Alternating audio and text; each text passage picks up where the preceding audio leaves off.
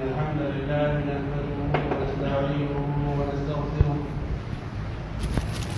ونعوذ بالله من شرور أنفسنا ومن سيئات أعمالنا من يهده الله فلا مضل له ومن يضلل فلا هادي له وأشهد أن لا إله إلا الله وحده لا شريك له وأشهد أن محمدًا عبده ورسوله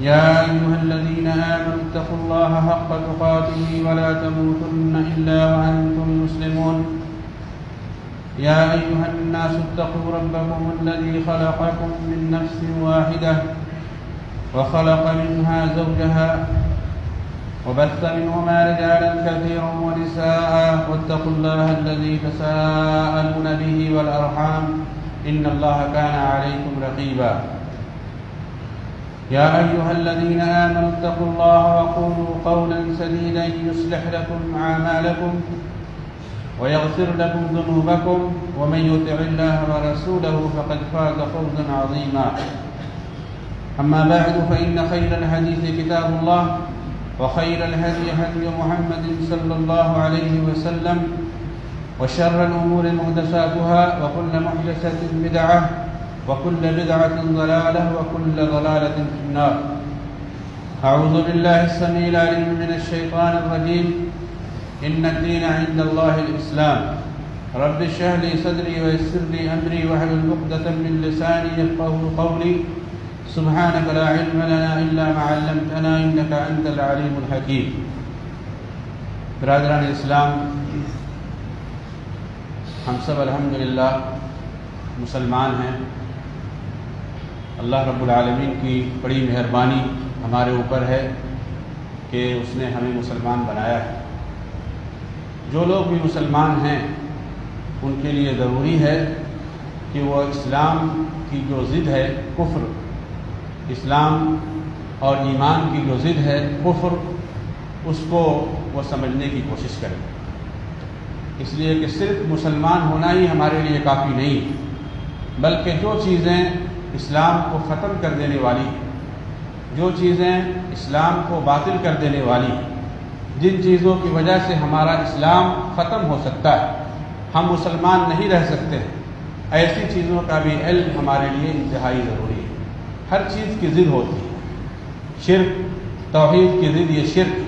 جس طریقے سے توحید کا علم ہمارے لیے ضروری ہے، اسی طرح سے شرک کا علم بھی ہمارے لیے ضروری ہے، تاکہ ہم شرک میں واقع نہ ہوں، تاکہ ہم شرک میں واقع نہ ہوں. ہدایت کا معلوم ہونا ہمارے لیے ضروری ہے.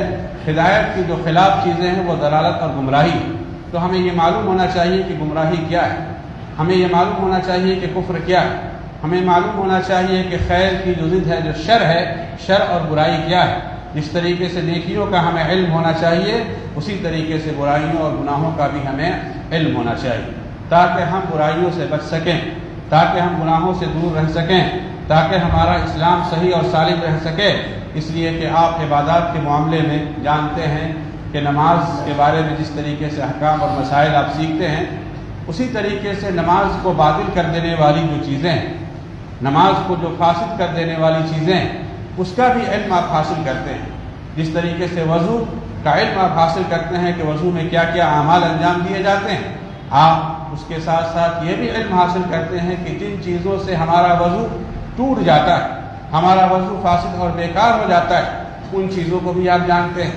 روزے کے سلسلے میں آپ روزے کے احکام اور مسائل سیکھتے ہیں، اور ان چیزوں کو بھی کا بھی علم آپ حاصل کرتے ہیں جن چیزوں سے ہمارا روزہ فاسد اور باطل ہو جاتا ہے. اس لیے کہ یہ دونوں چیزیں اللہ اور اس کے رسول صلی اللہ علیہ وسلم نے ہمیں بتائی ہے. تو صرف ایک چیز کا علم ہمارے لیے کافی نہیں ہے، بلکہ اس کا جو اپوزٹ ہے، اس کا جو مخالف ہے، اس کی جو ضد ہے، اس کا بھی علم ہمارے لیے ضروری ہے، تاکہ ہم برائیوں سے، گناہوں سے اور اس عمل کو ختم کر دینے والی چیزوں سے ہم اور آپ بچ سکیں.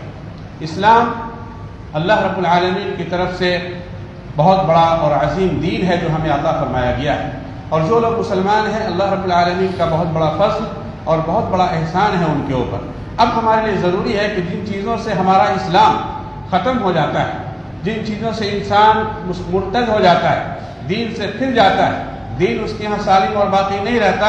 اس کے سلسلے میں علماء کرام نے بہت ساری کتابیں لکھی ہیں اور اس سلسلے میں بہت ساری باتیں بیان کی گئی ہے۔ سب سے مشہور بات جو شیخ الاسلام محمد ابن عبد الوہاب رحمۃ اللہ علیہ نے اس سلسلے میں جو باتیں بیان کی ہے، اس کو 10 چیزوں میں انہوں نے تلخیص کے ساتھ ذکر کیا ہے۔ خلاصہ یعنی 10 چیزوں کو بیان کیا ہے۔ یہ 10 چیزیں وہ ہیں جس سے ہمارے اندر اسلام نہیں رہتا۔ یہ 10 چیزیں اگر ہمارے اندر پائی جائیں گی تو ہم مسلمان نہیں کہلائیں۔ یہ 10 چیزیں اگر ہمارے اندر پائی جائیں گی تو ہمارا اسلام باطل اور فاسد ہو جاتا ہے۔ یہ صرف 10 ہی چیزیں نہیں ہیں بلکہ اسلام کو ختم کر دینے والی بہت ساری چیزیں، لیکن یہ 10 چیزیں یہ جامع چیزیں ہیں کہ اس کے بعد اور دوسری چیزوں سے بچنا، اگر ہم ان 10 برائیوں سے اور ان 10 اعمال سے اگر ہم بچیں گے تو دوسرے جو اعمال ہیں ان سے بچنا ہمارے لیے آسان ہو جائے گا۔ یہ 10 خطرناک چیزیں ہیں جس کا ذکر شیخ الاسلام محمد ابن عبد الوہاب رحمۃ اللہ علیہ نے اپنے مشہور رسالے کے اندر اور اپنی تاریخ کے اندر اس کو ذکر فرمایا ہے۔ سب سے پہلی چیز جس کے ذریعہ ہم مسلمان نہیں کہلا سکتے، لا الہ الا اللہ محمد الرسول اللہ کا اقرار کرنے کے بعد بھی اگر یہ چیز ہمارے اندر موجود ہو تو ہم مسلمان نہیں کہلائیں گے۔ پہلی چیز کیا ہے؟ اللہ رب العالمین کے حق میں کسی دوسرے کو شریک ٹھہرانا، اللہ رب العالمین کی ربوبیت میں اور اس کے اسماء اور صفات میں دوسروں کو شریک ٹھہرانا۔ لیکن یہ شرک دنیا میں بہت کم واقع ہوا ہے۔ یہ شرک اللہ رب العالمین کے رب ہونے میں، اللہ کے مالک ہونے میں، اللہ کے خالق ہونے میں، اللہ کے رازق ہونے میں، اللہ کے زندہ کرنے اور اس کے مارنے میں شرک لوگوں نے بہت کم کیا ہے۔ بلکہ مشرکین مکہ اس بات کے معترف تھے، اس بات کا اقرار کرتے تھے کہ پیدا کرنے والا کون ہے؟ اللہ تعالیٰ ہے۔ بارش برسانے والا کون ہے؟ اللہ تعالیٰ ہے۔ روزی دینے والا کون ہے؟ اللہ تعالیٰ ہے۔ مارنے اور جلانے والا کون ہے؟ اللہ تعالیٰ ہے۔ تو یہ توحید یعنی توحید ربوبیت یہ مشرکین مکہ کے یہاں بھی موجود تھی۔ اللہ رب العالمین نے قرآن میں اس کا ذکر کیا ہے، وَلَئِن سَأَلْتَهُم مَّنْ خَلَقَ السَّمَاوَاتِ وَالْأَرْضَ لَيَقُولُنَّ اللَّهُ۔ اے نبی صلی اللہ علیہ وسلم اگر آپ ان سے پوچھیں کہ آسمان اور زمینوں کو کس نے پیدا کیا ہے تو یہ کہیں گے اللہ نے۔ تو ربوبیت ان کے ہاں موجود تھی، اللہ کو رب وہ مانتے تھے، لیکن ان کے ہاں کمی کیا تھی جس کی وجہ سے جناب محمد الرسول اللہ صلی اللہ علیہ وسلم کو نبی بن کر کے آنا پڑا، جس کی وجہ سے محمد الرسول اللہ صلی اللہ علیہ وسلم کو ان کے درمیان دعوت توحید کے لیے اعلان کرنا پڑا۔ وہ کیا چیز تھی؟ توحید عبادت کے اندر اور توحید الوہیت کے اندر کمی تھی۔ اللہ رب العالمین کو وہ معبود برحق نہیں سمجھتے تھے بلکہ اللہ کی عبادت میں دوسروں کو بھی وہ شریک ٹھہراتے تھے۔ وہ یہ کہتے تھے اللہ بھی عبادت کے لائق ہے، لات بھی عبادت کے لائق ہے، اللہ بھی عبادت کے لائق ہے، منات بھی عبادت کے لائق ہے، اللہ بھی عبادت کے لائق ہے اور عزا بھی اللہ کے عبادت کے لائق ہے۔ اللہ عبادت کے لائق ہے، پتھر، حجر، شجر اور جن کو بھی انہوں نے اپنا معبود سمجھ لیا اس کو وہ معبود سمجھتے تھے۔ یعنی لا الہ الا اللہ ان کے یہاں نہیں تھا۔ لا الہ الا اللہ یعنی شرک کی نفی، اللہ رب العالمین کے ذات سے شرک کی نفی کہ اللہ رب العالمین کا کوئی شریک نہیں ہے، نہ اس کی ذات میں، نہ اس کے ناموں میں، نہ اس کی صفات میں، نہ اس کی عبادت میں کوئی دوسرا شریک ہے۔ تو سب سے بڑا گناہ جو مشرکین مکہ کے یہاں تھا وہ گناہ کیا تھا؟ اللہ رب العالمین کے ساتھ وہ دوسروں کو شریک ٹھہراتے تھے عبادت کے اندر۔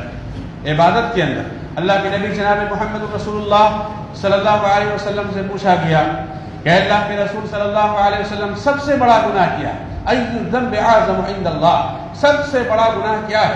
تو اللہ کے نبی صلی اللہ علیہ وسلم نے فرمایا ان تجعل للہ ندا وهو خلقک، اللہ نے تمہیں پیدا کیا ہے، اس کے پیدا کرنے کا حق اور تقاضا یہ ہے کہ صرف اسی کی عبادت کی جائے، اگر اس کے علاوہ کسی اور کی عبادت کی جاتی ہے تو یہ سب سے بڑا ظلم ہے، یہ سب سے بڑا گناہ ہے۔ اور لقمان علیہ السلام نے اپنے بچے کو کیا کہا؟ وَإِذْ قَالَ لُقْمَانُ لِابْنِهِ وَهُوَ يَعِظُهُ يَا بُنَيَّ لَا تُشْرِكْ بِاللَّهِ إِنَّ الشِّرْكَ لَظُلْمٌ عَظِيمٌ، اے میرے لڑکے شرک مت کرنا، اللہ کے ساتھ کسی کو شریک مت ٹھہرانا، یہ شرک یہ بہت بڑا ظلم ہے۔ تو اسلام کو جو چیز ختم کر دیتی ہے، اگرچہ ہم کلمہ لا الہ الا اللہ پڑھیں، محمد الرسول اللہ کا اقرار کریں، لیکن اگر اللہ رب العالمین کی عبادت میں ہم نے دوسروں کو شریک ٹھہرا لیا، دوسروں کے نام پر نذر و نیاز چڑھایا، دوسروں کی تعظیم اور اس کی عبادت کے لیے ہم نے جانوروں کو ذبح کیا، دوسروں کی قسم کھائی اللہ رب العالمین کے علاوہ، دوسرے کی عبادت کی اللہ رب العالمین کے علاوہ، چاہے وہ جس کی آپ عبادت کریں گے وہ نبی ہو، چاہے جس کی آپ عبادت کریں گے وہ فرشتہ ہو، چاہے آپ جس کی عبادت کریں گے وہ جن ہو، چاہے جس کی آپ عبادت کریں گے وہ ولیوں میں سے کوئی ولی ہو، اللہ رب العالمین کے علاوہ عبادت کا حق کسی کو حاصل نہیں ہے۔ وَاعْبُدُوا اللَّهَ وَلَا تُشْرِكُوا بِهِ شَيْئًا، عبادت صرف اللہ کی کرو اور اللہ کے ساتھ کسی اور کو شریک نہ ٹھہراؤ۔ تو شرک جو سب سے بڑا ظلم ہے، اس کی وجہ سے کوئی بھی شخص مسلمان نہیں رہتا۔ تو جس طریقے سے توحید کا جاننا ہمارے لیے ضروری ہے، اسی طریقے سے شرک کا بھی جاننا ہمارے لیے ضروری ہے کہ شرک کس کو کہتے ہیں۔ اللہ رب العالمین کے برابر، اللہ رب العالمین کے برابر کسی کو ٹھہرا دینا، اللہ رب العالمین کے جو خصوصیات ہیں، اللہ رب العالمین کے جو اوصاف ہیں، اللہ رب العالمین کا جو حق ہے، وہ ساری چیزیں کسی دوسرے کو دی جائے، اسی کو شرک کہتے ہیں، اسی کو شریک بنانا کہتے ہیں۔ اللہ رب العالمین کا کوئی شریک نہیں ہے، وَلَمْ يَكُنْ لَهُ كُفُوًا أَحَدٌ، اللہ کے برابر کوئی نہیں ہے، لہذا عبادت کا حق کسی اور کا کو حاصل نہیں ہے۔ حضرت معاذ ابن جبل رضی اللہ تعالی عنہ کو اللہ کے رسول صلی اللہ علیہ وسلم نے فرمایا تھا کہ اللہ کا حق بندوں کے اوپر یہ ہے کہ بندے صرف اللہ کی عبادت کریں اور اللہ کی عبادت میں کسی دوسرے کو شریک نہ ٹھہرائیں، یہ اللہ کا حق ہے ہمارے اوپر، اور اگر ہم اللہ رب العالمین کا یہ حق ادا کریں گے تو اللہ رب العالمین بطور فضل اور بطور احسان کے اس نے اپنے اوپر یہ لازم کر لیا ہے کہ اگر ہم خالص اس کی عبادت کریں گے تو اللہ تبارک و تعالی ہمیں عذاب نہیں دے گا، اللہ تعالی ہمیں جہنم میں داخل نہیں کرے گا، لیکن اگر ہم اس کے ساتھ کسی کو شریک ٹھہرائیں گے تو اللہ تبارک و تعالی اعلان فرماتا ہے انه من يشرك بالله فقد حرم الله عليه الجنة ومأواه النار وما للظالمين من انصار، کہ جو اللہ کے ساتھ کسی کو بھی شریک ٹھہرائیں، انه من يشرك بالله فقد حرم الله عليه الجنة، اللہ تبارک و تعالی جنت کو اس کے اوپر حرام کر دے گا، جنت میں وہ نہیں جا سکتے، وَمَأْوَاهُ النَّارُ، اور جب جنت میں نہیں جا سکتے ہیں تو ٹھکانہ اس کا کیا ہوگا؟ جہنم اس کا ٹھکانہ ہوگا۔ وَمَا لِلظَّالِمِينَ مِنْ أَنصَارٍ، اور ایسے لوگ جو اللہ رب العالمین کے ساتھ کسی کو بھی شریک ٹھہراتے ہیں اللہ تعالیٰ نے ان کو ظالم کہا ہے، اور ایسے ظالموں کے لیے کوئی ناصر، کوئی حامی اور کوئی مددگار قیامت کے روز نہیں ہوگا۔ دنیا کے اندر تو آپس میں ایک دوسرے کا مدد، ایک دوسرے کا تعاون، ایک دوسرے کی مدد ہم کر لیتے ہیں، لیکن آخرت کے اندر کوئی کسی کا پرسان حال نہیں ہوگا، اللہ رب العالمین نے اعلان فرما دیا۔ اسی طریقے سے اللہ رب العالمین کہتا ہے ان اللہ لا یغفر ان یشرک بہ، ان اللہ لا یغفر ان یشرک بہ ویغفر ما دون ذلک لمن یشاء، کہ اگر کسی انسان کی موت شرک پر ہوتی ہے، اگر کسی انسان کی موت شرک پر ہوتی ہے تو اللہ رب العالمین کی طرف سے اعلان ہے کہ جو شخص شرک پر مرے گا اللہ رب العالمین اس کو کبھی معاف نہیں کرے گا۔ وَيَغْفِرُ مَا دُونَ ذَلِكَ لِمَن يَشَاءُ، اور شرک کے علاوہ جو بھی کبیرہ اور بڑے گناہ ہیں وہ اللہ رب العالمین کی مشیت اور اس کے ارادے پر ہے، اللہ رب العالمین چاہے گا تو معاف کر دے گا، اور اگر اللہ رب العالمین چاہے گا تو اسے سزا دے گا، اور سزا دینے کے بعد چونکہ وہ مومن ہے پھر اللہ تعالیٰ اسے جنت کے اندر داخل فرمائے گا، جیسا کہ اہل سنت والجماعت کا عقیدہ ہے۔ تو آپ کو معلوم ہوا کہ شرک کتنا خطرناک معاملہ ہے، اور اگر اسلام کے ساتھ ساتھ شرک ہمارے یہاں موجود رہا تو پھر اسلام کا کوئی معنی اور کوئی مطلب نہیں رہ جاتا ہے۔ مسلم ہونے کا مطلب ہے اشہد ان لا الہ الا اللہ واشہد ان محمد رسول اللہ کا اقرار کرنے کا مطلب یہ ہے کہ اللہ رب العالمین ہی واحد معبود برحق ہے، اس کے علاوہ کوئی معبود برحق نہیں ہے، اور اسی کی دعوت اللہ تبارک و تعالیٰ نے تمام نبیوں کو دی ہے، تمام رسولوں کو دی ہے، اور ہر رسول اور ہر نبی نے جو اپنی دعوت کا محور بنایا، اپنی دعوت کا مرکز بنایا، وہ توحید الوہیت کو مرکز بنایا۔ وَلَقَدْ بَعَثْنَا فِي كُلِّ أُمَّةٍ رَسُولًا أَنِ اعْبُدُوا اللَّهَ وَاجْتَنِبُوا الطَّاغُوتَ، تمام امت میں اللہ نے رسولوں کو بھیجا، اور دنیا میں جو بھی پیغمبر آئے سارے پیغمبروں نے یہی دعوت دی کہ عبادت صرف اللہ تعالیٰ کی کرو، اور اللہ کے علاوہ جو بھی چیزیں اس کائنات کے اندر موجود ہیں چاہے وہ جتنی بڑی ہو جتنی چھوٹی ہو اس کی عبادت ہرگز جائز نہیں ہے۔ اور اللہ تعالیٰ قرآن میں کہتا ہے وَمَا أَرْسَلْنَا مِن قَبْلِكَ مِن رَّسُولٍ إِلَّا نُوحِي إِلَيْهِ أَنَّهُ لَا إِلَٰهَ إِلَّا أَنَا فَاعْبُدُونِ، اے نبی صلی اللہ علیہ وسلم آپ سے پہلے دنیا میں ہم جتنے بھی رسولوں کو بھیجے، چاہے وہ نوح ہو، چاہے وہ ابراہیم ہو، چاہے وہ موسیٰ ہو، چاہے وہ عیسیٰ ہو، کوئی بھی نبی، کوئی بھی رسول جو دنیا میں آپ سے پہلے آئے، سارے نبیوں نے یہی کہا اپنی قوم سے، لا الہ الا اللہ، نہیں ہے کوئی معبود برحق سوائے اللہ کے، عبادت صرف اللہ تعالیٰ کی ہونی چاہیے، اللہ کے سوا کسی اور کی عبادت نہیں ہونی چاہیے۔ اگر اس چیز کو ہم نہیں سمجھیں گے اور ہم غیروں کی عبادت کریں گے اور ہم کہیں گے کہ نہیں ہم ان کی عبادت نہیں کرتے ہیں، ہمارا مقصد ان کی عبادت کرنا نہیں ہے، تو میرے بھائیوں ہمارے کہنے سے، ہمارے نام دینے سے اور ہمارے کہنے سے حقیقت میں کوئی تبدیلی نہیں آ سکتی ہے۔ اگر نظر و نیاز اللہ کے لیے ہے تو یہ نظر و نیاز کسی اور کے لیے نہیں ہے، اگر نماز اللہ کے لیے ہے تو یہ عبادت کسی اور کے لیے نہیں کی جا سکتی ہے۔ تو عبادت کے جتنے بھی انواع ہیں، عبادت کے جتنے بھی اقسام ہیں جو قرآن و حدیث کے اندر بیان کیے گئے، اپنی طرف سے نہیں کہ کسی کو ہم اپنی طرف سے عبادت سمجھ لیں، جو عبادت قرآن میں اور حدیث رسول صلی اللہ علیہ وسلم نے جو عبادتیں بیان کی گئی ہے، ان ساری عبادتوں کو اللہ رب العالمین کے لیے خاص کر دینا یہ توحید الوہیت ہے۔ اور اگر ان میں سے کسی بھی چیز کو اگر دوسروں کے اندر حق ہم مانتے ہیں اور دوسروں کے لیے ان چیزوں کو گردانتے ہیں تو ہم مشرک کہلائے جائیں گے، اگر سے ہم کلمہ لا الہ الا اللہ محمد رسول اللہ پڑھیں۔ دوسری چیز جس کی وجہ سے ہمارا اسلام ختم ہو جاتا ہے، اور میرے بھائیوں یہ اپنے علم کے لیے ہے، یہ اپنی جانکاری کے لیے، یہ جو باتیں آپ کو بیان کی جا رہی ہے اس سے ہمیں علم ہونا چاہیے، ہمیں جانکاری ہونی چاہیے، تاکہ ہم جہالت سے دور رہیں، تاکہ ہم شرک سے دور رہیں، تاکہ ہم اپنے آپ کو پکا سچا مسلمان سمجھ سکیں، اللہ رب العالمین کے ہاں بطور دلیل اپنے ایمان اور اسلام کو پیش کر سکیں۔ یہ باتیں اس لیے نہیں بیان کی جا رہی ہے کہ ہم میں کہ ہر آدمی ایک دوسرے کو کافر کہے، ایک دوسرے کو مشرک کہے، ایک دوسرے کو اسلام سے نکالنے کی کوشش کرے۔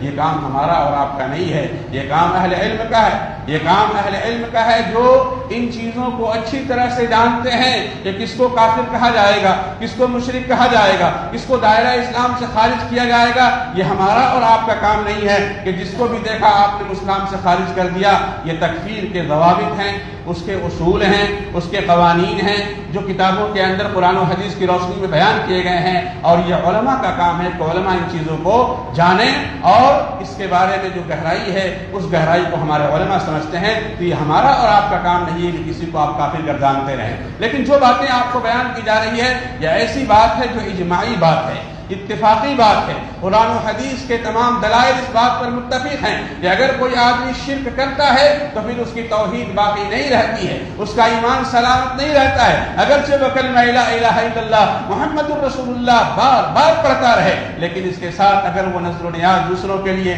قربانی دوسروں کے لیے، نماز دوسروں کے لیے، دعائیں دوسروں سے وہ مانگتا ہے تو اللہ تبارک و تعالیٰ کے ہاں وہ موحد اور مسلمان نہیں رہ جاتا ہے۔ دوسری چیز کیا ہے؟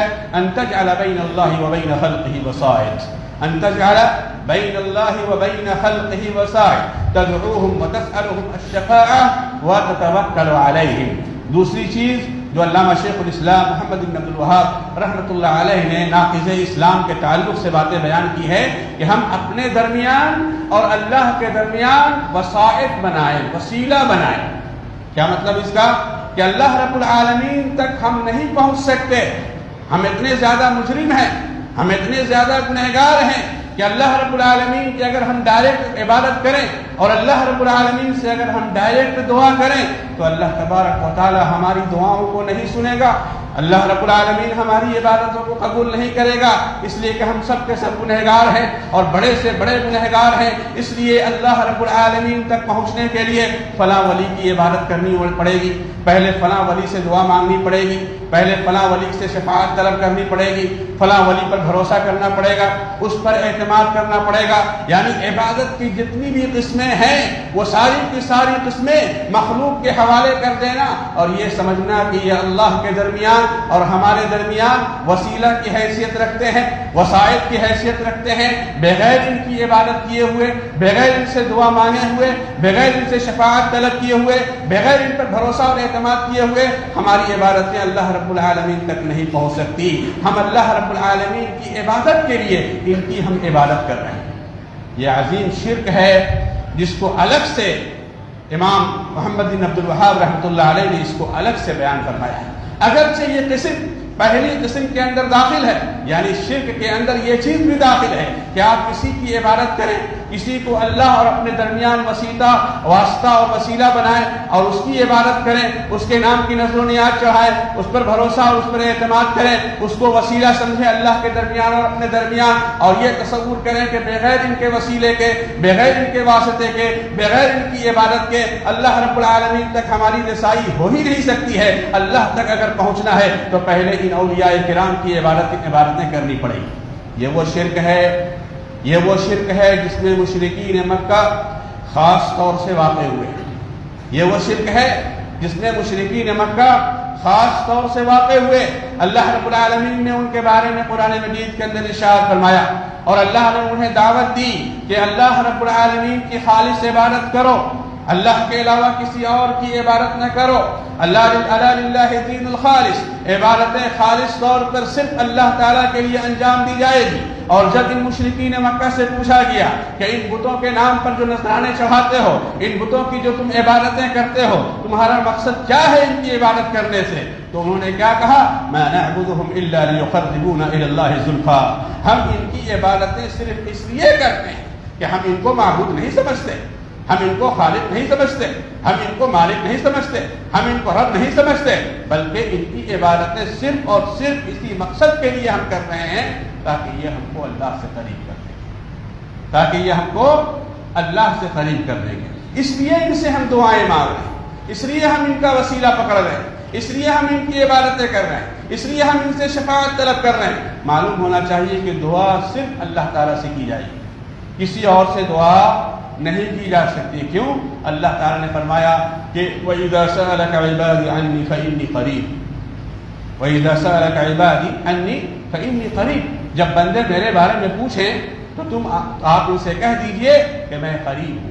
اللہ رب العالمین کو کسی واسطے کی، کسی وسیلے کی، کسی کے پہنچانے کی، کسی کے سنانے کی، کسی کے سمجھانے کی، کسی کے بیان کرنے کی کوئی ضرورت نہیں ہے۔ وہ بادشاہ ہوتے ہیں جو انگریزی نہیں جانتے ہیں، جو ٹرانسلیٹر ہوتا ہے، جو بنگلہ نہیں جانتے ہیں تو بنگلہ میں سمجھانے والا کوئی اور ہوتا ہے، وہ دور کی باتیں نہیں سن سکتے، وہ قریب کی باتیں سنتے ہیں۔ اللہ رب العالمین کسی بھی وسیلے کا، کسی بھی واسطے کا، کسی بھی وقت کا اللہ تعالیٰ محتاج نہیں ہے کہ رات میں وہ سوتا ہو نعوذ باللہ، کبھی اس کو اونگ آتی ہو نعوذ باللہ، کسی کی بات کو نہیں سمجھ سکتا ہو نعوذ باللہ، کسی زبان کو وہ نہیں جانتا ہو نعوذ باللہ۔ اللہ رب العالمین ہر چیز پر قادر ہے۔ وہ تو ایسی باتیں سنتا ہے کہ اگر تاریک رات میں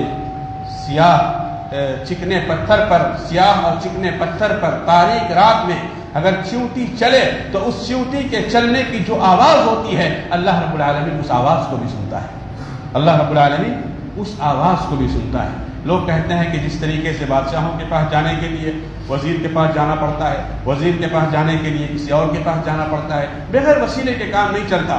میرے بھائیوں، وسیلہ دو طریقہ کا ہوتا ہے، ایک وسیلہ جائز ہوتا ہے اور ایک وسیلہ ناجائز ہوتا ہے۔ تو جو وسیلہ اللہ تبارک و تعالیٰ نے ہمارے اور آپ کے لیے بنایا ہے، اس وسیلے کو ہم اختیار کریں۔ کیا وسیلہ ہے؟ اللہ اور بندوں کے درمیان دین کے سمجھانے کے لیے کون سا وسیلہ ہے؟ رسول اور پیغمبر۔ اللہ کی بات کو پہنچانے کے لیے جس واسطہ اور جس وسیلہ کو اختیار کیا گیا وہ ہے انبیاء کرام علیہ السلام کا واسطہ۔ اس واسطے کو ہم دنیا کے تمام مسلمان مانتے ہیں اور ماننا چاہیے کہ اللہ تعالیٰ نے اپنی بات جبریل کو بتائی اور جبریل علیہ السلام نے اللہ کی بات محمد رسول اللہ صلی اللہ علیہ وسلم تک پہنچائی اور اللہ کے نبی صلی اللہ علیہ وسلم نے اس دین کو ہم تک پہنچایا۔ یہ واسطہ ہے اللہ کے درمیان اور بندوں کے درمیان دین کی تبلیغ اور دین کے پہنچانے کا، انبیاء کرام علیہ السلام کا واسطہ۔ اس واسطے کے ہم قائل ہیں اور یہ واسطہ ثابت ہے قرآن و حدیث سے، اس کو ہم مانتے ہیں۔ اسی طریقے سے میرے بھائیوں، اللہ رب العالمین نے کہا جب میں قریب ہوں تو ہمیں اللہ کو قریب ماننا چاہیے۔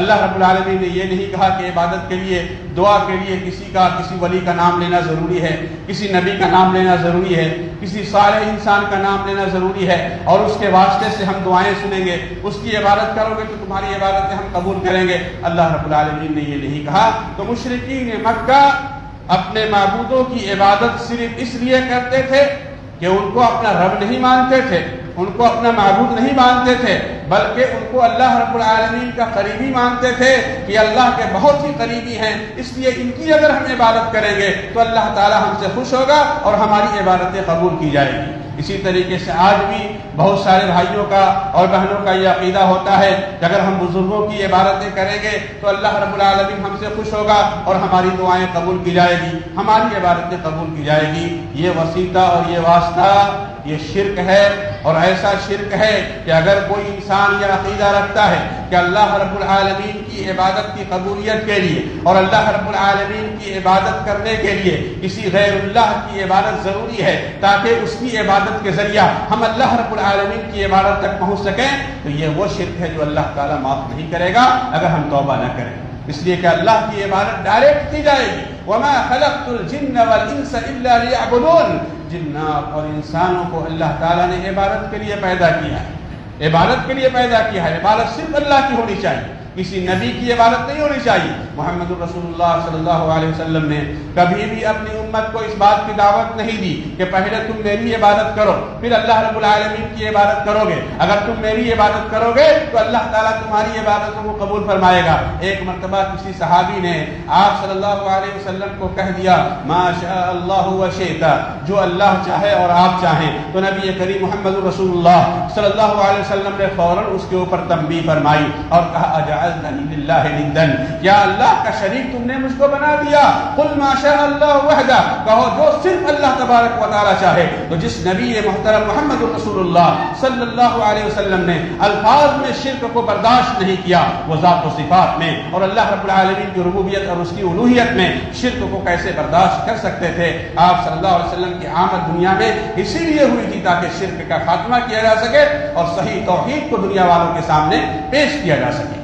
تو اگر ہم اپنے درمیان اور اللہ رب العالمین کے درمیان عبادات کا وسیلہ لیتے ہیں اور کسی کی ہم عبادت کرتے ہیں، اس سے ہم دعا مانگتے ہیں یا اس کو ہم شفاعت کا حق سمجھتے ہیں کہ اس کو شفاعت کا حق ہے، کوئی ولی، کوئی بزرگ، کوئی نیک انسان، اس کو شفاعت کا حق ہے، وہ ہمارے لیے سفارش کر دے گا، وہ ہمارے لیے قیامت میں ہمارا کام آ جائے گا، تو میرے بھائیو ہمیں یہ معلوم ہونا چاہیے کہ شفاعت یہ صرف اللہ رب العالمین کا ملک ہے، اس پر صرف اللہ کو اختیار ہوگا۔ ہم کسی کو اپنی طرف سے شفیع نہیں بنا سکتے۔ ہم یہ سمجھیں کہ ہمارے امام صاحب ہیں، وہ ہماری شفاعت کر دیں گے قیامت کے روز، ہمارے لیے سفارشی بن جائیں گے، یا اللہ کے بہت بڑے ولی ہیں، بہت بڑے بزرگ ہیں، یہ ہمارے سفارشی بن جائیں گے، تو ہمارے اور آپ کے سمجھنے سے کوئی بھی سفارشی نہیں ہو سکتا۔ یہ سفارش اللہ رب العالمین کا حق ہے، اور اللہ رب العالمین قیامت کے روز جس کو سفارش کرنے کی اجازت دیں گے وہی سفارش کرے گا، اور جس کو بھی اللہ تعالیٰ اجازت دیں گے یہ وہ لوگ ہوں گے جن سے اللہ راضی ہوگا، جن سے اللہ خوش ہوگا، جو توحید والے، جو خالص ایمان والے ہوں گے۔ اور اللہ رب العالمین اگر نبی کو یا کسی نیک انسان کو شفاعت کی اجازت دیں گے تو یہ اس کے حق میں تکریم ہوگی، یہ اس کے حق میں تعظیم ہوگی کہ اللہ تبارک و تعالی محمد رسول اللہ صلی اللہ علیہ وسلم کو شفاعت کا حق دے گا۔ جب سارے نبی شفاعت سے انکار کریں گے تو سب سے بڑی شفاعت جناب محمد رسول اللہ صلی اللہ علیہ وسلم فرمائیں گے اور کہیں گے کہ انا لہا، مجھے یہ حق دیا گیا ہے کہ میں سفارش کروں۔ اور اللہ کے نبی صلی اللہ علیہ وسلم سجدے میں گر جائیں گے اور لمبا سجدہ کریں گے، پھر اللہ تبارک و تعالی آپ صلی اللہ علیہ وسلم سے کہے گا یا محمد ارفع راسک، اے محمد صلی اللہ علیہ وسلم آپ اپنے سر کو اٹھائیے، اشفع تشفع، آپ شفاعت کیجئے، آپ کی سفارش قبول کی جائے گی، سل تعطى، آپ مانگیے، آپ کی دعائیں قبول کی جائے گی۔ اللہ تبارک و تعالی طویل سجدے کے بعد محمد رسول اللہ صلی اللہ علیہ وسلم کو سجدے سے سر اٹھانے کا حکم دے گا۔ جو اللہ کے نبی صلی اللہ علیہ وسلم شفاعت کریں گے اللہ تبارک و تعالی ان کی شفاعت کو قبول فرمائے گا۔ تو شفاعت ایسا نہیں ہے کہ جس کو ہم نے اپنے لیے مان لیا کہ یہ ہمارے بڑے ہیں، یہ ہمارے ولی ہیں، ہمارے لیے سفارشی بن جائیں گے، ہمارے لیے سفارش کر دیں گے، ایسا ہرگز نہیں ہوگا۔ قل للہ الشفاعۃ جمیعا، اے نبی صلی اللہ علیہ وسلم آپ کہہ دیجئے کہ شفاعت کا حق صرف اللہ رب العالمین کو ہے۔ اللہ جسے چاہے گا یہ حق دے گا اور جس کے حق میں چاہے گا اس کو دے گا۔ یہ سفارش سب کے لیے بھی نہیں ہوگی۔ جناب نبی کریم محمد رسول اللہ صلی اللہ علیہ وسلم کے ایک حدیث ہے کہ میری شفاعت صرف ان لوگوں کو ہوگی جو خالص طور پر دل سے اللہ رب العالمین کی عبادت کرتے ہیں، جو خالص طور سے، جو صحیح دل سے اور جو صحیح طریقے سے اور جو پورے اخلاص سے اللہ رب العالمین کی عبادت کرتے ہیں، فَهِيَ نَائِلَةٌ، تو انہی لوگوں کو میری شفاعت حاصل ہوگی۔ مشرکوں کو اللہ کے نبی صلی اللہ علیہ وسلم کی شفاعت حاصل نہیں ہوگی۔ کافروں کو اللہ کے نبی صلی اللہ علیہ وسلم کی شفاعت حاصل نہیں ہوگی. تو شفاعت ایک عظیم مقام ہے اور اللہ رب العالمین اپنی طرف سے جس کو چاہے گا یہ حق عطا فرمائے گا. یہ حق ہم اپنی طرف سے نہ کسی کو دے سکتے ہیں، نہ کوئی شخص اپنی طرف سے یہ حق لے سکتا ہے. جیسا کہ ہم لوگوں نے سمجھ رکھا ہے کہ فلاں بزرگ ہمارے لیے سفارش کر دیں گے، فلاں صاحب ہمارے لیے سفارش کر دیں گے، تو یہ شرک ہے. اسی طریقے سے تتوکل علیہم، اللہ رب العالمین کو چھوڑ کر کسی پر کامل بھروسہ کر لینا، کامل اعتماد کر لینا کہ یہی ہمارے لیے سب کچھ ہے، یہ جو چاہیں گے وہی ہوگا، یہی اللہ سے ہمیں قریب کروا دیں گے، یہی ہمیں جنت میں لے جائیں گے.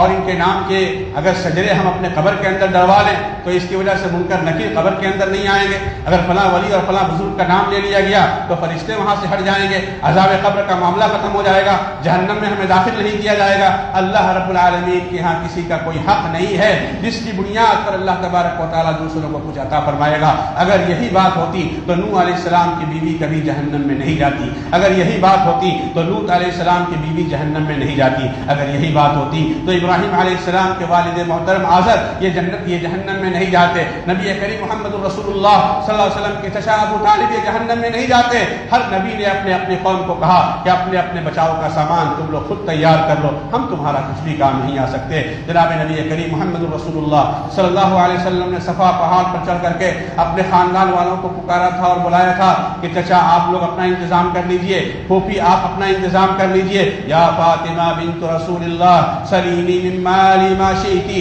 فإنی لا اغنی عنک من اللہ شیئا. اے فاطمہ دنیا کا جو مال تمہیں چاہیے وہ محمد تمہارا باپ دینے کے لیے تیار ہے. آخرت میں اگر مجھ سے تم کچھ مانگو گی تو میں اس کا کوئی اختیار نہیں رکھوں گا. تو اس لیے ہر انسان کو اپنے اعمال کے بارے میں سوچنا چاہیے اور اپنا انتظام ہمیں خود کرنا چاہیے. یہ تکیہ اور بھروسہ کرنا ولی پر، امام پر، پیر پر، مرشد پر، امام پر، نبی پر، فرشتے پر، کسی اور پر، یہ ہمارے لیے جائز اور درست نہیں ہے. کوئی اللہ رب العالمین کا سے ہمیں بچا نہیں سکتا ہے. تو اللہ اور بندے کے درمیان اگر اس طرح کا کوئی وسیلہ بناتا ہے کہ کسی کی عبادت کرتا ہے اس لیے کہ اس کی عبادت سے اللہ رب العالمین خوش ہو کر کے اس کو جنت کے اندر داخل کر دے گا، یہ وسیلہ ہرگز جائز نہیں ہے. اور اگر کوئی اس طرح کا واسطہ اور وسیلہ سمجھتا ہے تو وہ شرک میں واقع ہو رہا ہے اور اسلام سے وہ بالکل لیا پورے طور پر وہ انسان نکل جاتا ہے. اسی طریقے سے جن چیزوں کے ذریعہ انسان اسلام سے نکل جاتا ہے اور اس کا اسلام ختم ہو جاتا ہے وہ کیا ہے؟ من لم یکفر المشرکین، من لم یکفر المشرکین، جن کو اللہ نے اور اللہ کے رسول صلی اللہ علیہ وسلم نے مشرک کہا ہے. قرآن میں اور حدیث رسول صلی اللہ علیہ وسلم میں جن کو مشرک کہا گیا ہے ان کو مشرک ہی سمجھنا ہے. جن کو مشرک کہا گیا ہے ان کو مشرک ہی سمجھنا ہے. جن کو کافر کہا گیا ہے ان کو کافر ہی سمجھنا ہے. اگر عیسائیوں کو اگر کافر کہا گیا اور عیسیٰ علیہ السلام کی اگرچہ وہ ان کو نبی مانتے ہیں تو ان کے بارے میں ہمیں کوئی شبہ نہیں ہونا چاہیے. اگرچہ وہ عیسیٰ کو مانتے ہیں لیکن عیسیٰ کو رسول کے ساتھ ساتھ اللہ کا بیٹا بھی مانتے ہیں. عزیر کو اللہ کا بیٹا بھی مانتے ہیں. تو ان عزیر کو اللہ کا بیٹا ماننا گویا کہ اللہ کے ساتھ دوسرے کو شریک ٹھہرانا ہے. تو شرک وہاں واضح طور پر ہمیں دکھائی دے رہا ہے، شرک واضح طور پر نظر آ رہا ہے. اس لیے من لم یکفر المشرکین، اگر کوئی مشرکوں کو مشرک نہ سمجھے، کافروں کو کافر نہ سمجھے، جس کے بارے میں اللہ اور اس کے رسول صلی اللہ علیہ وسلم کی طرف سے کفر اور شرک کا برملا اعلان ہو چکا ہے، ہمیں اسے کافر سمجھنا چاہیے، اسے ہمیں مشرک سمجھنا چاہیے. اور شک فی کفرہ، یا کسی کافر کے کفر میں شک کرے، نہیں یہ کافر بھی ہو سکتا ہے، یہ مسلمان بھی ہو سکتا ہے، یہ مشرک بھی ہو سکتا ہے، یہ مومن بھی ہو سکتا ہے، جبکہ اس کا کفر اور اس کا شرک علانیہ طور پر دلائل کی روشنی میں اور جو اس کے شرائط ہیں ان شرائط کی روشنی میں اس کا کافر ہونا، اس کا ملحد ہونا، اس کا بددین ہونا یہ واضح ہو چکا ہے. اور پھر بھی ہمیں شک ہو کہ نہیں یہ مشرک نہیں ہو سکتا ہے، یہ مسلمان ہو سکتا ہے، تو کفر میں اور شرک میں شک کرنے والا بھی دائرہ اسلام سے خارج ہو جاتا ہے. او صحح مذہبہم، یا ان کے مذہب کو اگر کوئی صحیح قرار دے، کوئی کہے یہودی بھی صحیح ہے، اسلام بھی صحیح ہے، یہودیت بھی صحیح ہے اور اسلام بھی صحیح ہے، نصرانیت بھی صحیح ہے اور اسلام بھی صحیح ہے، مجوسیت بھی صحیح ہے اور اسلام بھی صحیح ہے، ہندویت اور ہندوازم بھی صحیح ہے اور اسلام بھی صحیح ہے. دنیا کے دیگر مذاہب اور اسلام کو دونوں کو ایک صف میں گردانتا ہے اور کہتا ہے کہ کوئی حرج کی بات نہیں ہے. چاہے آپ یہودی رہیں، چاہے آپ مسلمان رہیں، چاہے آپ تو نبی کو مانتے ہیں، چاہے محمد کو مانیں یا موسیٰ کو مانیں، محمد کو مانیں یا عیسیٰ کو مانیں، قرآن کو مانیں یا بائبل کو مانیں، قرآن کو مانیں یا انجیل کو مانیں، کسی نہ کسی نبی کو تو آپ مانتے ہیں، کسی نہ کسی کتاب کو تو آپ مانتے ہیں۔ لہذا بہت سارے لوگ اس دنیا میں وحدت الادیان کے قائل ہیں اور یہ سمجھتے ہیں کہ سب دین ایک ہی ہے، آسمان سے آیا ہوا ہے، لہذا اس میں تفریق کرنا یہ صحیح اور درست نہیں ہے، جبکہ اللہ تبارک و تعالیٰ قرآن مجید میں اعلان کرتا ہے ان الدین عند اللہ الاسلام، بے شک حقیقت میں جو دین اللہ تبارک و تعالیٰ نے پسند فرمایا ہے وہ دین اسلام ہے۔ ومن یبتغی غیر الاسلام دینا فلن يقبل منه وهو في الآخرة من الخاسرین، اسلام کے علاوہ اگر کوئی بھی دوسرا مذہب آپ اختیار کریں گے تو اللہ تبارک و تعالیٰ اسے قبول نہیں کرے گا۔ لا اکراہ فی الدین، دین میں کوئی زبردستی نہیں ہے۔ ومن یؤمن باللہ فقد استمسک ومن یکفر بالطاغوت ویؤمن باللہ فقد استمسک بالعروۃ الوثقی لا انفصام لها، جو اللہ پر ایمان لائے اور اللہ کے علاوہ دنیا میں جن جن چیزوں کی عبادت کی جاتی ہے اس کا اگر آپ انکار کریں گے تب ایمان کے مضبوط کڑے کو آپ پکڑیں گے، لیکن اللہ کی بھی عبادت کریں، دوسروں کی بھی عبادت کریں، اللہ کی عبادت کو بھی حق سمجھے، دوسرے کی عبادت کو بھی حق سمجھے، یہ خلط ملط دین اللہ تبارک و تعالیٰ کو پسند نہیں ہے۔ قل یا ایھا الکافرون لا اعبد ما تعبدون ولا انتم عابدون ما اعبد ولا انا عابد ما عبدتم ولا انتم عابدون ما اعبد لکم دینکم ولی دین۔ اے نبی صلی اللہ علیہ وسلم آپ کہہ دیجئے کہ میں اس چیز کی عبادت نہیں کر سکتا جس کی تم عبادت کرتے ہو، اور نہ تم اس چیز کی عبادت کرنے والے ہو جس کی میں عبادت کرتا ہوں۔ پھر اللہ تعالیٰ نے اس کو مزید دہرایا اور کہا وَلَا أَنَا عَابِدٌ مَا عَبَدتُّمْ، اور جان لو کہ میں اس کی عبادت کر نہیں سکتا جس کی تم عبادت کرتے ہو، اور نہ تم لوگ اس کی عبادت کرنے والے ہو جس کی میں عبادت کرتا ہوں۔ لَكُمْ دِينُكُمْ وَلِيَ دِينِ، تمہارے لیے تمہارا دین، میرے لیے میرا دین، میرا دین دین اسلام ہے اور دوسرا دین اللہ تبارک و تعالیٰ کے ہاں باطل ہے، چاہے اس پر کسی نبی کی مہر لگی ہوئی ہو، چاہے اس کا نام کسی نبی سے جڑا ہوا ہو یا کسی آسمانی کتاب سے جڑا ہوا ہو، اللہ تبارک و تعالیٰ کے ہاں مذہب اسلام کے آنے کے بعد یہی مذہب قابل قبول ہے اور اس کے علاوہ کوئی بھی مذہب اللہ تعالیٰ کے ہاں قابل قبول نہیں ہے۔ تو کسی کافر کے کفر میں ہمیں شک بھی نہیں کرنا ہے، جو کافر ہے وہ کافر ہے، جو مشرک ہے وہ مشرک ہے، اور اسی طریقے سے جو مشرک ہے انہیں مشرک کہنا ہے، جو کافر ہیں انہیں کافر کہنا ہے۔ اور یہ میں نے پہلے ہی خطبے میں کہہ دیا کہ ہمارا اور آپ کا کام نہیں ہے کہ آپ کسی کو کافر کہتے رہیں، کسی کو مشرک کہتے رہیں، کسی بھی مسلمان کو فوراً آپ کافر کہہ دیں، کسی بھی مسلمان کو فوراً آپ مشرک کہہ دیں، ایسا نہیں ہو سکتا ہے۔ جس کا بالکل کفر ظاہر ہے، جو دین اسلام سے جو لوگ خارج ہیں، خاص طور سے جو لوگ مسلمان ہیں، ان کے سلسلے میں تکفیر کا فتویٰ دینا یہ انتہائی خطرناک چیز ہے۔ کسی مسلمان کو اسلام سے خارج نہیں کیا جا سکتا، اور نہ جو اسلام سے باہر ہے اس کو اسلام میں داخل کیا جا سکتا ہے بغیر حجت کے، بغیر دلیل کے، بغیر برہان کے، اس لیے کہ یہ سب کی سب باتیں خطرناک باتیں ہیں، اور سمجھنے کے لیے اور اپنے عقیدے کو مضبوط کرنے کے لیے یہ باتیں آپ کے سامنے رکھی جاتی ہے کہ جو کافر ہیں اس کو آپ کافر سمجھیں، جو مشرک ہیں اس کو آپ مشرک سمجھیں۔ آپ یہ نہیں کہیں کہ نہیں سب کچھ ٹھیک ہے، جو کر رہا ہے کسی کو بولنے کی کوئی ضرورت نہیں ہے۔ اگر یہی بات تھی تو محمد رسول اللہ صلی اللہ علیہ وسلم کو نبی کیوں بنایا گیا؟ آپ صلی اللہ علیہ وسلم نے صفا پہاڑ پر چڑھ کر کے صفا پہاڑ پر چڑھ کر ایک اللہ کی عبادت دی تو ان لوگوں نے کیا کہا تھا کہ یہ بہت ہی تعجب کی بات ہے کہ محمد ایک معبود کی عبادت کی دعوت دے رہا ہے۔ اجعل الآلہۃ الہا واحدا ان ھذا لشیء عجاب، یہ بہت تعجب کی بات ہے۔ تعجب کی بات اس لیے تھی ان کے لیے کہ وہ 360 بتوں کے پوجنے والے تھے، اور محمد الرسول اللہ صلی اللہ علیہ وسلم صرف ایک اللہ کی عبادت کی انہیں دعوت دے رہے تھے، تو یہ ان کے لیے تعجب کی بات ہے۔ میرے بھائیو، آج بھی لوگ ایسے ہیں جو اللہ کو بھی مانتے ہیں اور کسی اور کو بھی مانتے ہیں، ان کے لیے مسئلہ برابر سرابر کا ہونا چاہیے، کسی کو کچھ کہنے کی ضرورت نہیں ہے، ایسی بات نہیں ہے۔ توحید کو ہمیں عام کرنا ہے، ایک اللہ کی عبادت کی طرف دوسروں کو بلانا ہے، دوسرے کو توحید کی دعوت دینی ہے۔ جناب محمد رسول اللہ صلی اللہ علیہ وسلم نے حضرت معاذ بن جبل رضی اللہ تعالی عنہ کو جب یمن بھیجا تھا تو کیا فرمایا تھا؟ سب سے پہلی چیز جس کی آپ انہیں دعوت دیں گے کیا دعوت ہوگی؟ شہادت اللہ الہ الا اللہ وان محمد رسول اللہ، اس بات کی گواہی دینا کہ اللہ کے سوا کوئی معبود برحق نہیں ہے اور محمد صلی اللہ علیہ وسلم اللہ کے رسول ہے، اللہ کے پیغمبر ہے۔ تو سب سے پہلی دعوت توحید کی دعوت ہونی چاہیے، اور وحدت ادیان کا مسئلہ ہمارے دین کے اندر نہیں ہے کہ سارے دین والے اور سارے مذہب والے صحیح ہیں، ایسی کوئی بات نہیں ہے۔ دنیا میں صرف ایک ہی دین ہے جسے اللہ نے پسند فرمایا ہے، وہ دین اسلام ہے، جس کی بنیاد توحید پر رکھی گئی ہے۔ جس کی بنیاد توحید پر رکھی گئی ہے اور خالص ایمان پر رکھی گئی ہے.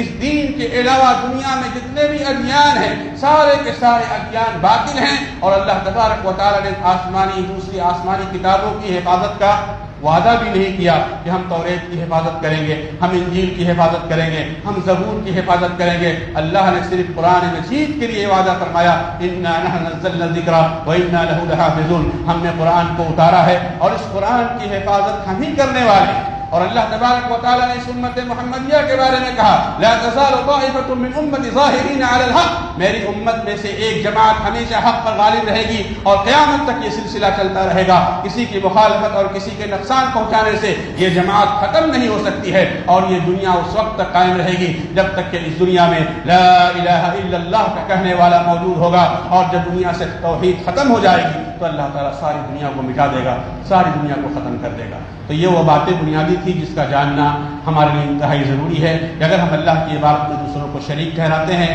تو ہمارا اسلام ختم ہو جاتا ہے.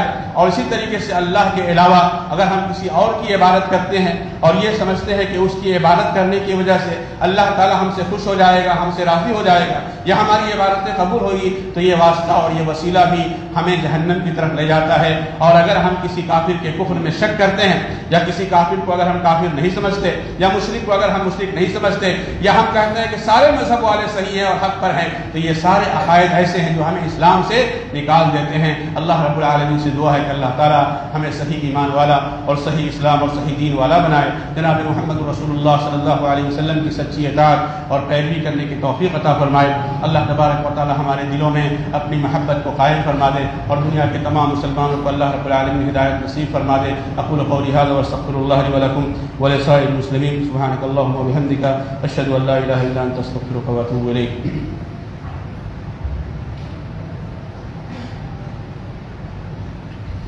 إن الحمد لله نحمده ونستعينه ونستغفره ونعوذ بالله من شرور أنفسنا ومن سيئات أعمالنا, من يهده الله فلا مضل له ومن يضلل فلا هادي له, وأشهد أن لا إله إلا الله وحده لا شريك له, وأشهد أن محمدا عبده ورسوله.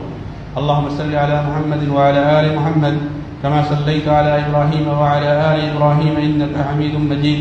اللهم بارك على محمد وعلى آل محمد كما باركت على إبراهيم وعلى آل إبراهيم إنك حميد مجيد. عباد الله رحمكم الله, إن الله يأمر بالعدل والإحسان وإيتاء ذي القربى وينهى عن الفحشاء والمنكر والبغي يعظكم لعلكم تذكرون. اذكروا الله يذكركم وادعوه يستجب لكم ولذكر الله أكبر والله يعلم ما تصنعون.